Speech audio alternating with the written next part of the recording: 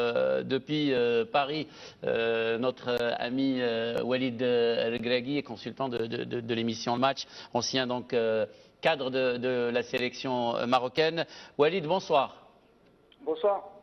Donc nous sommes aujourd'hui dans cette édition spéciale de l'émission Le Match avec Adil Taarab pour revenir bien entendu sur cette affaire. D'abord, quel a été vous votre sentiment et nous sommes avec Adil, vous pouvez également vous adresser à lui. Bah écoutez, mon sentiment, moi je l'ai appris je crois 2 jours avant le match. En plus j'étais dans une émission radio avec Radio Mars. J'avais été virulent au départ parce qu'à chaud, c'est vrai que la nouvelle avait été on va dire choquante et c'est vrai. Et c'est vrai que j'avais été un peu dur parce qu'avec la pression du match, je pensais que son départ allait peut-être secouer le groupe.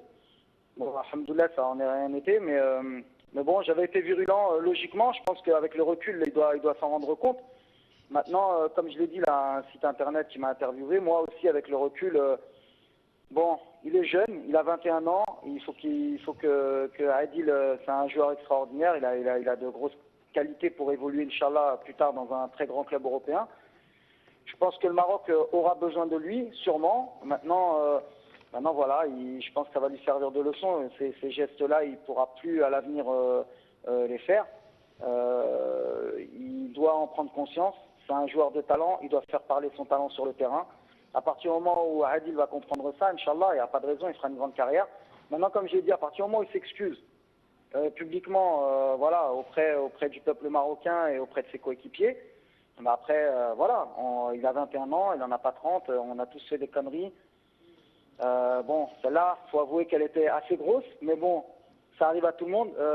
Moi-même, en équipe nationale, il m'est arrivé des illusions où je pensais jouer, et à la fin d'un match, j'avais annoncé que je ne reviendrais pas, mais bon, c'est à la fin d'un match. Là, Adil, bon, je lui parle directement, l'erreur qu'il a fait, c'est peut-être de partir 2 jours avant un match, donc voilà, maintenant, voilà, à partir du moment où il vient, qu'il s'excuse, qu'il est performant dans son club. Après, malheureusement, nous, on n'est pas sélectionneurs, ce sera à Guéretz de prendre les décisions.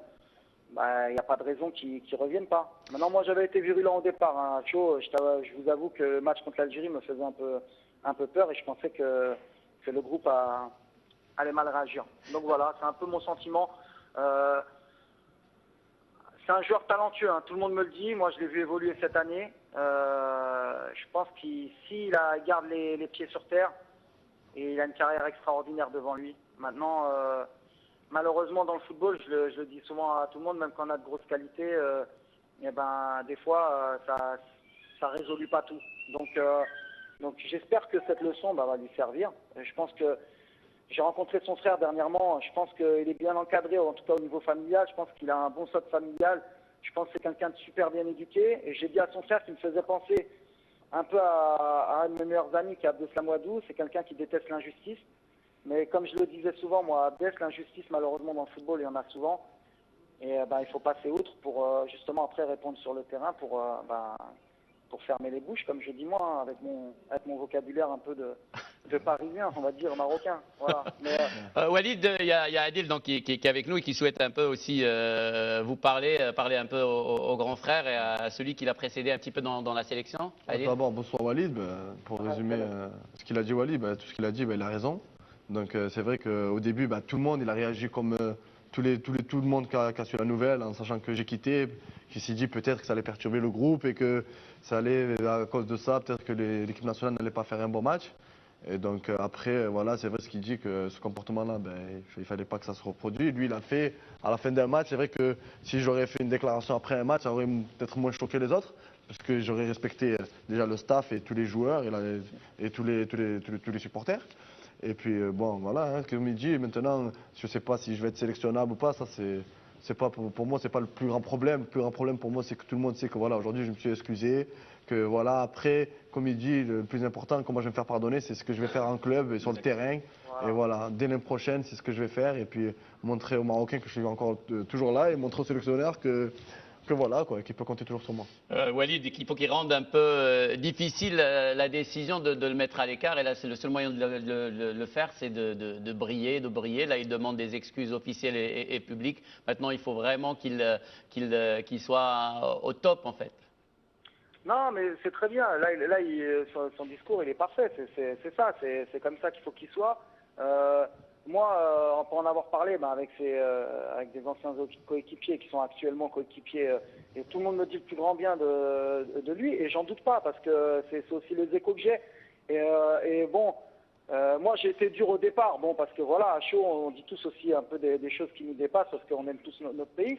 Mais il a bien parlé. À partir du moment où il va être performant avec son club, après, bon, malheureusement, c'est le sélectionneur c'est le seul à prendre la décision. Mais voilà, moi je pense à partir du moment où il a compris son geste, et il n'y a pas de raison.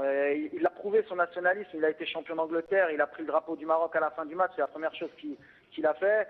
Donc son attachement au Maroc, moi j'en doute pas. Après, comme j'ai dit, des conneries, on en a fait tous. Moi, lui, comme je le répète encore, il l'a fait au mauvais moment, ça va lui servir de leçon, mais il faut que ça le rende encore plus fort.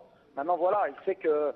Moi, je sais que le caractère, enfin en tout cas, j'en doute pas pour ce qu'on m'a dit et comme je le vois réagir, il l'a sur le terrain. Il a confiance en lui. Ça, il faut qu'il le garde. Cette confiance, il faut qu'il le garde. Savoir qu'il est très fort, qu'il est un bon footballeur, il faut qu'il le garde parce que c'est ce qui fait avancer, c'est ce qui te fait arriver dans un grand club. Maintenant, voilà, juste à un moment donné, comme j'ai dit, des injustices, il y en a malheureusement. Je peux même vous dire que quand tu es maghrébin, il y en a encore plus en Europe. Donc, et ça, il le sait. Donc, il faut se battre contre ça et il faut qu'on donne aussi le bon exemple pour qu'à un moment donné, justement, on nous voit d'une certaine image. Parce que c'est vrai que nous, les maghrébins, on nous prend pour des gens impulsifs, ce qui est le cas. Donc, il faut un peu changer ça. Mais je m'inquiète pas, il va revenir. Il va revenir et comme j'ai dit, il vaut mieux être remplaçant dans un match de qualification de Coupe d'Afrique et être titulaire en Coupe d'Afrique ou en Coupe du Monde que le contraire. Et je pense que c'est ce que tu dois penser à l'avenir, c'est qu'une saison c'est long.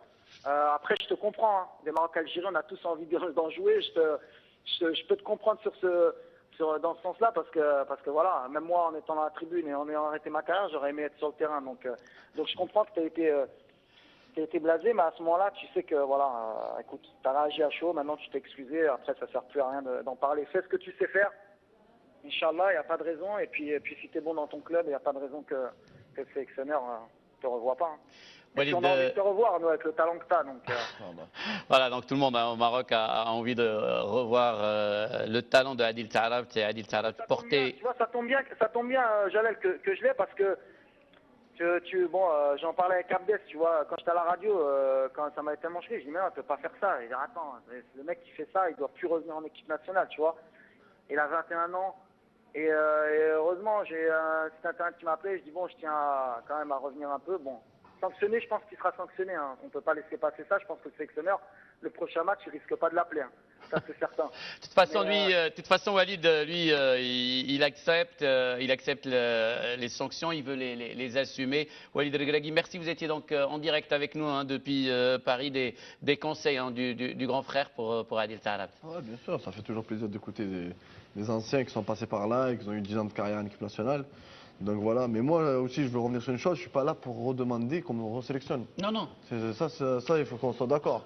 Moi, il n'y a pas de problème, j'ai fait un truc, je l'assume.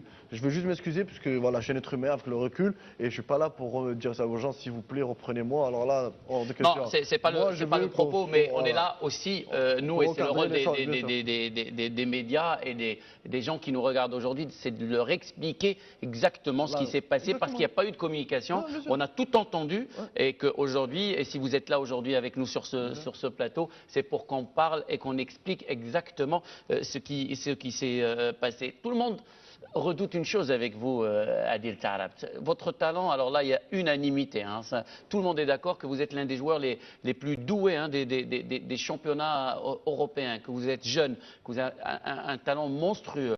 Mais tout le monde aussi a peur un petit peu pour vous. Ouais, bah, bien sûr. Bah, de toute façon, moi, cette année, j'ai eu la plus grande chance que j'ai eue. Je suis tombé sur un entraîneur qui était là pour moi. Que je suis un joueur que les gens croient que j'ai un gros caractère, mais j'ai besoin d'affection. pour être bon sur le terrain. Donc il a été là, à 21 ans, il m'a donné le brassard, il m'a dit c'est toi qui vas gérer l'équipe. Et puis voilà, quand ça va pas, ta famille va pas, va 3 jours en France, vois ta famille, reviens. Mais le samedi, il faut que tu sois bon, le mercredi, il faut que tu sois bon, il faut que tu me gagnes les matchs. Donc voilà, bah, c'est vrai maintenant, je vais pas toujours tomber sur un entraîneur comme ça. Peut-être c'est la dernière fois, comme il m'a dit lui, il m'a dit c'est la dernière fois de ta vie que tu auras un entraîneur comme moi. On est en train de regarder là, des images après la remontée des Queen's Park Rangers, justement avec votre entraîneur et le drapeau marocain. C'est le premier truc que vous êtes parti faire. Bien sûr, c'est la première chose que je veux faire. Bien sûr, je représente mon pays à l'étranger. Donc voilà, j'ai gagné les championnats de deuxième division en Angleterre. Et puis voilà, j'étais très fier de montrer à tous les supporters marocains, ben, c'était pour eux aussi. Justement, est-ce que le brassard de capitaine vous permet un petit peu de vous assagir?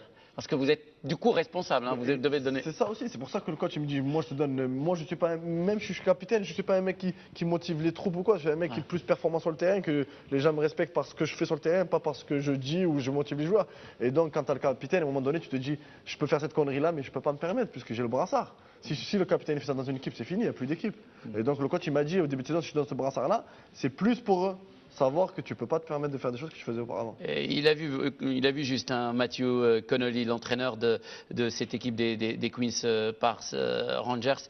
On est d'accord, donc vous n'êtes pas là pour demander quoi que ce soit, vous êtes là surtout pour demander peut-être pardon à tous les supporters de cette sélection du Maroc qui vous aiment, qui vous apprécient, qui vous soutiennent et qui ont été extrêmement déçus par votre comportement. C'est exactement ça. En fait, la seule raison que je suis là, c'est vraiment pour me pardonner à tous les publics, soit les Français, les Marocains, parce que même les Marocains, moi je suis en France, les Marocains qui me voient, ils sont pas contents. Et les Marocains qui sont au pays, tous les gens, je dis que je me parle, que voilà, je m'excuse et puis voilà, c'est juste en fait pour ça que je suis venu ici. Vous êtes donc là pour demander pardon. Vous avez aussi, on parle du public, mais on parle aussi de la petite famille, donc la sélection. Abandonner une équipe, abandonner des joueurs dans un moment extrêmement difficile. Je sais que vous le regrettez aujourd'hui, mais est-ce qu'à un moment où vous avez pensé un petit peu aux joueurs, les abandonner d'abord d'un point de vue purement technique, parce que vous êtes un joueur qui peut apporter un plus à cette sélection, mais aussi d'un point de vue moral, parce que vous auriez pu vraiment assommer, avoir en tout cas une influence négative sur cette équipe? Non, mais exactement, parce que moi, quand je pars la première fois, c'est dans l'objectif, je me dis, j'ai pas envie de pourrir le groupe. Mais au final, je me retrouve que les gens, ils ont pensé l'inverse. Comme je vous ai dit tout à l'heure, j'ai pas envie d'aller à l'entraînement me battre avec quelqu'un ou mettre un tacle à quelqu'un alors qu'il m'a rien fait. Donc moi, je me suis dit, moi, je vais être sanctionné. Je savais que j'allais être sanctionné, mais j'étais prêt à l'assumer, cette sanction. Donc je me dis, moi, je pars par la petite porte, mais les gens ne vont pas parler de moi. Il y a 2 jours, il y a le match de l'Algérie. Mais après, quand je rentre chez moi, dans les télés, dans les radios, ça parle que de moi. Je dis, pourquoi t'as un tout ça. Moi, je savais pas que ça allait prendre... Mais vous comprenez aussi le contexte, parce que l'équipe du Maroc arrivait un peu affaiblie à ce match. Plusieurs joueurs absents, une défense décimée, votre défection, ça pesait beaucoup quand même pour une équipe. Oui, bien sûr, mais après peut-être que moi je vous dis comment on prend le match d'aujourd'hui que le match de l'Algérie. Il y a des mecs comme moi qui ont parti, mais il y avait des autres gens qui avaient approuvé. Ouais. Il y a des mecs qui sont venus, qui sont rentrés, qu'on prend un SCID ou qu'on prend Al-Kautari, ils ont fait des super matchs. Ouais. Et c'est leur première sélection, pour eux c'est que du bonheur. Et en plus contre l'Algérie, moi comme moi c'est pareil, la première sélection que je suis venu, il y a eu des problèmes au début avec des gens, tout ça et tout. Et moi, au début, ma première sélection, c'était merveilleux. Maintenant, voilà, c'est du malheur pour du bonheur. Voilà, donc l'équipe du Maroc, est-ce que vous avez discuté un petit peu avec l'entraîneur? Et à quel moment, vraiment, on est là en face, on se dit tout, à quel moment vous avez dit, ok, stop, j'arrête, je pars? Non, en fait, jamais réellement on a parlé... comme ça, comme toi et moi, non, jamais. En fait, toujours il tenait un discours, il venait, il me faisait une blague, on rigolait à table, ça va, si. Et puis moi, en fait, là où ça m'a le plus touché, c'est quand j'ai vu qu'il a mis la mise en place ouais. Et que je ne me suis pas senti là-dedans et je me dis, putain, ça fait 3 semaines que je suis là, je bosse et que j'ai pas fait, même si c'est pas à moi de faire ça, c'est pas à moi le boss, c'est lui le boss, c'est lui qui doit faire les choix. Ouais. Et puis j'ai explosé. Et puis voilà, j'avais envie de partir, j'étais dans un endroit, la Palmeraie, où il n'y avait rien autour de moi, on était enfermés et tout, il fallait que je parte. Et puis voilà, c'était juste ça, le seul problème c'est ça, et le coach il m'a pas manqué de respect, il m'a pas mal parlé, il a toujours été honnête avec moi, il m'a dit à la porte ouverte, les adjoints ils ont toujours été gentils avec moi, donc le fautif c'est moi, et voilà, moi j'assume.